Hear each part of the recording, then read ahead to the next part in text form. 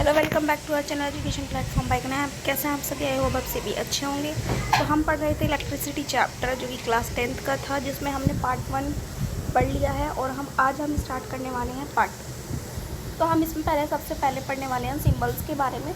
ठीक है, तो सिम्बल्स क्या है ये देख लेते हैं कि सिम्बल्स कौन कौन से किस तरीके के होते हैं एक इलेक्ट्रिकल सर्किट में।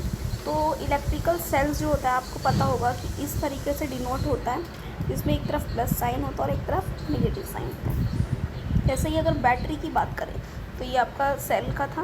बैटरी की बात करें तो बैटरी में क्या होती हैं, बहुत सारी सेल्स कनेक्टेड होती है, तो उसमें आप बहुत सारी सेल्स कनेक्टेड होती हैं इस तरीके की। तो एक तरफ प्लस साइन, एक तरफ माइनस साइन। अगर हम बात करें ओपन की तो ओपन की इस तरीके से होता है। क्लोज की बात करें तो उसमें क्या होता है, इस तरीके फुल स्टॉप सा मतलब दिखाई देता है। अगर हम जॉइंट वायर की बात करें तो वो इस तरीके से जॉइंट वायर होता है। ठीक है, यहाँ पे सर्कुलर होता है। अब हम वायर क्रॉसिंग की बात करें तो वो इस तरीके से होता है सिंबल। एक मिनट में आपको जूम करके दिखा देती हूँ। इलेक्ट्रिक बल्ब की बात करें तो इस तरीके से होता है। यहीं पे हम रेजिस्टेंस की बात करें इस तरीके से। ठीक है, ये स्टेट है आपकी दिए गए हैं, तो सिंबल्स आपको याद रखने हैं। ओके, एमीटर की ये होती हैं एंड वोल्ट मीटर का ये सिंबल होता है। तो इन सिंबल्स को याद रखना है, क्योंकि आप जब सर्किट बनाएंगे तो आपको ये सारे सिंबल्स हेल्पफुल होंगे। अब बात करते हैं, ये सभी हम पढ़ चुके हैं। करंट जो हमारा इक्वल्स टू क्यू टी होता है, क्यू बाई टी होता है। ठीक है, अब हम पढ़ने वाले हैं ओम्स लॉ। ठीक है, हम इस सिंबल्स के बारे में पढ़ चुके हैं, अब हम पढ़ने वाले हैं ओम्स लॉ। तो ओम्स लॉ देखिए क्या होता है। ओम्स लॉ क्या कहता है, potential difference across the 2 point of a metallic conductor is directly proportional to the current passing through the circuit provided that temperature remain constant. तो देखिए ये बोला जाता है कि जो आपका पोटेंशियल डिफरेंस है वो डायरेक्टली प्रोपोर्शनल होता है किसके, करंट के। ठीक है, जिसके प्रोपोर्शनल होता है डायरेक्टली करंट के, और इसमें जो टेम्परेचर होता है वो रिमेन हमेशा कांस्टेंट ही पाया जाता है। तो आपको ये एक सर्किटल डायग्राम भी शो करा हुआ है। ठीक है, जिसमें यहाँ पे एमीटर की दे रखा है, बैटरी दे रखी है, करंट पास हो रहा है और ये बल्ब है। ठीक है, अभी जो आपको सिंबल्स बताए हैं उनके अकॉर्डिंग हम इसे बता पा रहे हैं कि कौन सी चीज़ें क्या, उन सिंबल्स को आपको पता होना चाहिए। अब हम एक्सप्रेशन देख लेते हैं कि इस तरीके से होता है। तो वी हमारा क्या है, पोटेंशियल डिफरेंस, वो डायरेक्टली प्रोपोर्शनल किसके, आई के। ठीक है, किसके, आई के। एक मिनट, किसके डायरेक्टली प्रोपोर्शनल है, आई के। अब देखिए डायरेक्टली प्रोपोर्शनल का साइन हटाते हैं हम, तो हमें पता है कि कांस्टेंट हमें ऐड करना होता है। तो हमने क्या यूज़ किया है, वो आर, जो कि क्या है, रेजिस्टेंस, जिसकी यूनिट क्या होती है, ओम होती है। ठीक है, ओके। तो ये हमारा एक छोटा सा एक्सप्रेशन है जो कि आपको याद रखना है, और आपने इतना भी अगर ओम्स लॉ के बारे में लिख लिया तो ये भी इनफ होगा।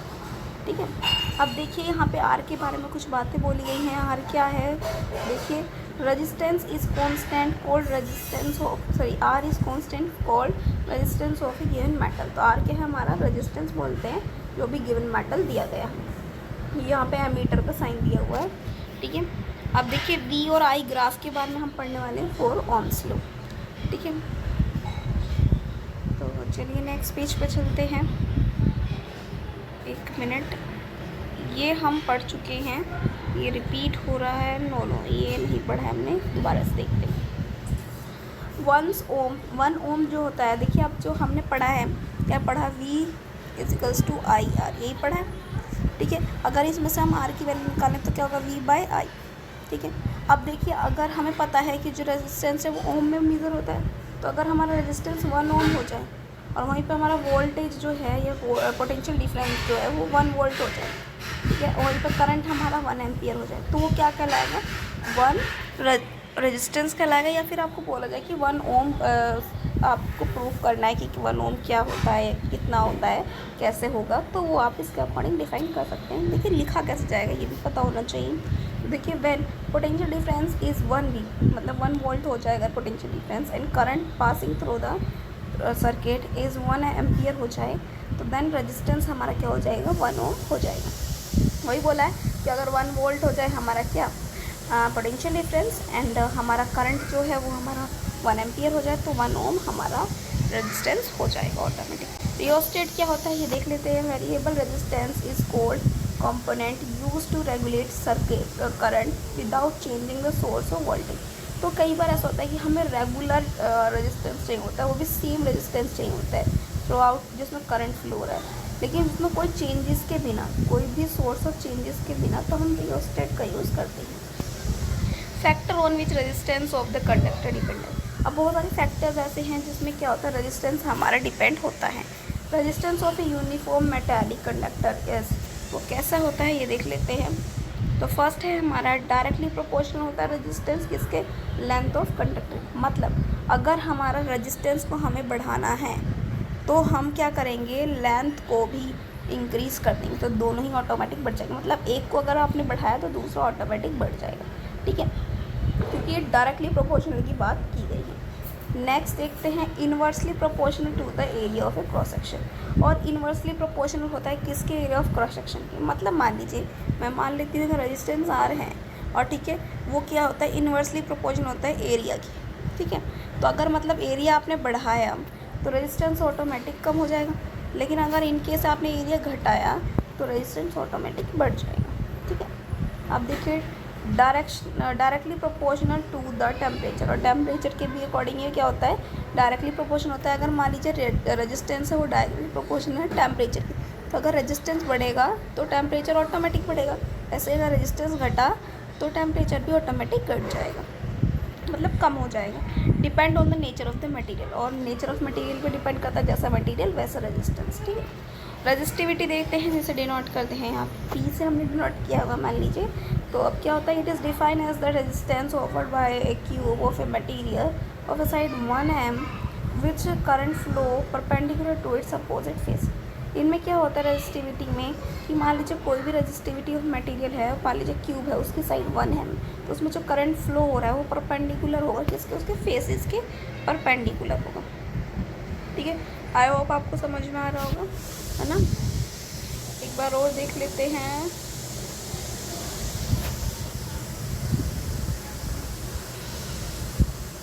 रजिस्टिविटी देख लेते हैं। रजिस्टिविटी क्या है हमारा, resistivity is define as the resistance offered by a cube of a material of a side 1 m which current flow perpendicular to its opposite face। तो क्या होता है, अगर मान लीजिए रेजिस्टेंस है किसी भी क्यूब मटेरियल का, अगर मान लीजिए उसकी साइड 1 मीटर दी गई है, तो उसमें जो करंट फ्लो हो रहा वो परपेंडिकुलर होगा उसके फेसेस के, अपोजिट फेसेस के, ठीक है। नेक्स्ट देखते हैं क्या है हमारे पास, एसआई यूनिट क्या होगी इसकी। एसआई यूनिट हमें पता होनी चाहिए, ओम मीटर होगी। क्या होगी, ओम मीटर। ये ओम का ये जो लिखा है ना इस तरीके से, ये ओम है, ठीक है।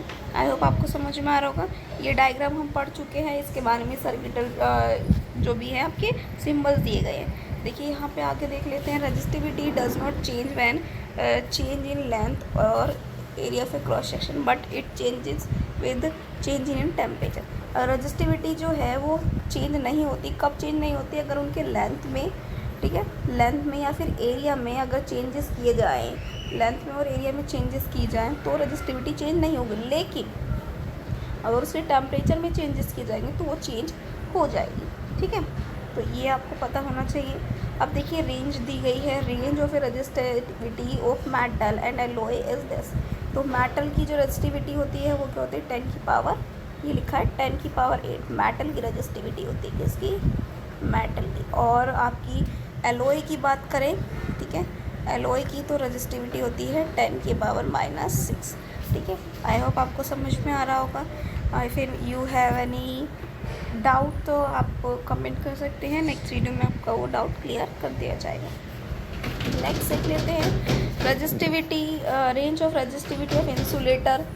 Resistivity, range of resistivity of insulator क्या होगा, 10 की पावर 12 है, ठीक है, ठीक है, 10 की पावर 12 टू 10 की पावर 17 ओम मीटर तक होगा, ठीक है। Resistivity of alloy generally higher होती है दैन, रजिस्टिविटी ऑफ एलॉय क्या होती है, हायर होती है than that of its constituent metal, उस मेटल की अकॉर्डिंग। मतलब क्या होता है, रजिस्टिविटी ऑफ एलॉय क्या हो जाएगी, वो इस टाइम पे ज़्यादा हो जाएगी, लेकिन उस मेटल से, ठीक है, उस मेटल से ज़्यादा हो जाएगी। एलॉय डू नॉट ऑक्सीडाइज बॉन्ड readily at high temperature so that commonly use in electrical heating device. तो क्या होता है, जो एलॉय होते हैं वो ऑक्सीडाइज नहीं होते रेडियली अगर हाई टेम्परेचर है तो भी, so that the commonly use होते हैं हमारे हीटिंग डिवाइस में, ये यूज़ होते हैं। जो जो ऑक्सीडाइज नहीं होते तो हीटिंग पर्पज़ के लिए हम इसे यूज़ कर सकते हैं। अब देखिए हमारा नेक्स्ट है copper and aluminium are use for electrical transmission line as they have low resistivity. तो कॉपर एंड एल्यूमिनियम को हम इलेक्ट्रिकल डिवाइसेस में, इलेक्ट्रिकल ट्रांसमिशन में यूज़ करते हैं, जैसे कि वायर वगैरह में यूज़ करते हैं, क्योंकि इनकी लो रजिस्टिविटी, जितनी ज़्यादा रजिस्टिविटी लो होती है उतना ही अच्छा हमें करंट फ्लो मिलता है। ठीक है, नेक्स्ट टॉपिक है हमारा रजिस्टर्स इन सीरीज़। रजिस्टर्स इन सीरीज़, ठीक है, तो रजिस्टर इन सीरीज़ हम पढ़ेंगे एक नेक्स्ट वीडियो में। आज के लिए इतना ही। आई होप आपको आज का पढ़ाया हुआ समझ में आया हो। अगर आज का पढ़ाया हुआ समझ में आया है तो चैनल को लाइक करें, शेयर करें, सब्सक्राइब करें। वीडियो को जितना कर सकते हैं आप उतना कर दीजिए, ठीक है। इससे मोटिवेशन मिलती है और आपको भी हम अच्छे से पढ़ा सकते हैं। अगर आपको इनकी PDF चाहिए हो तो आप कमेंट करें, PDF भी आपको प्रोवाइड की जाए, ठीक है। तो see you in the next video.